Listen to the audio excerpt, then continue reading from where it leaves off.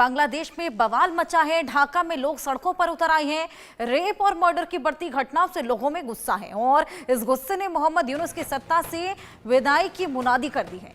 यूनुस के खिलाफ बगावत के जो शोले भड़के उठे हैं।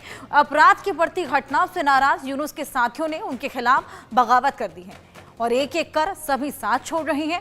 हसीना को हटाकर यूनुस को सत्ता सौंपने वाले नाहिद इस्लाम ने उनसे किनारा कर लिया है और नाहिद को समझ आ गया है कि जिहादियों और कट्टरपंथियों के हाथों की कठपुतली बन चुके यूनुस को सत्ता सौंपना कितनी बड़ी गलती थी।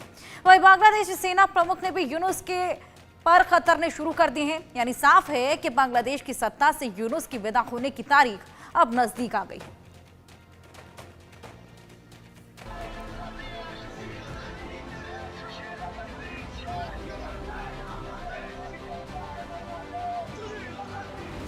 ढाका की सड़कों पर हाहाकार मच गया। मोहम्मद यूनुस के खिलाफ गुस्सा बढ़ गया। यूनुस की सत्ता के खिलाफ बगावत का बिगुल बज गया। बांग्लादेश में विरोध के शोले भड़क उठे। विरोध मोहम्मद यूनुस के खिलाफ, नाराजगी यूनुस राज में बिगड़ती कानून व्यवस्था के खिलाफ, और अब ये नाराजगी चरम पर पहुंच गई। बांग्लादेश की आवाम सड़कों पर उतर गई है। यूनुस गैंग के खिलाफ हल्ला बोल दिया है। ढाका में लोगों का ये गुस्सा इसलिए क्योंकि मोहम्मद यूनुस के राज में बांग्लादेश किसी नर्क से कम नहीं है और इसकी गवाही अपराध के आंकड़े दे रहे हैं।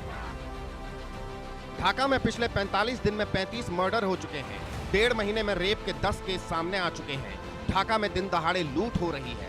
डकैती और अपहरण की घटनाएं बढ़ी हैं। अपराध के आंकड़े बता रहे हैं कि बांग्लादेश इस वक्त अपने बुरे दौर से गुजर रहा है। शेख हसीना सरकार के पतन के बाद हालात बद से बदतर होते जा रहे हैं। यूनुस जिहादियों के कठपुतली बने हुए हैं। यूनुस राज में बांग्लादेश कट्टरपंथियों का वो अड्डा बन गया है जिसने बांग्लादेश के दामन को रक्त रंजित कर दिया है।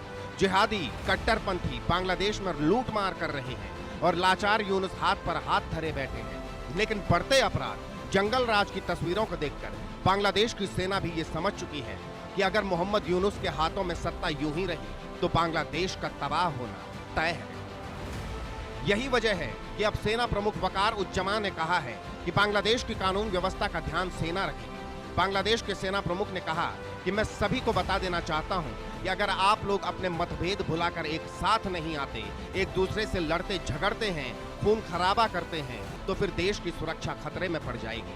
बहुत हो गया, पिछले 7-8 महीनों में बहुत हो गया। मैं देश को सुंदर और विकसित देखना चाहता हूं। जब तक ऐसा नहीं होता हम देश की सुरक्षा सुनिश्चित करते रहेंगे। सेना प्रमुख वकार उज्जमान का यह बयान ऐसे समय में आया है जब बांग्लादेश जल रहा है, अपराध की घटनाएं बढ़ रही हैं, बर्बरता की तस्वीरें आम हो गई हैं, लोग सड़कों पर उतरने को मजबूर हैं।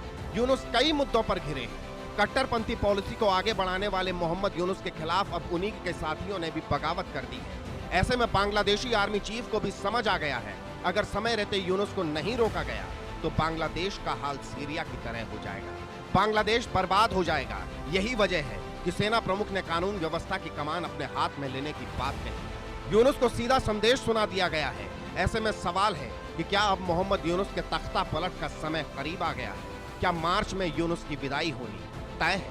Bureau report, India news.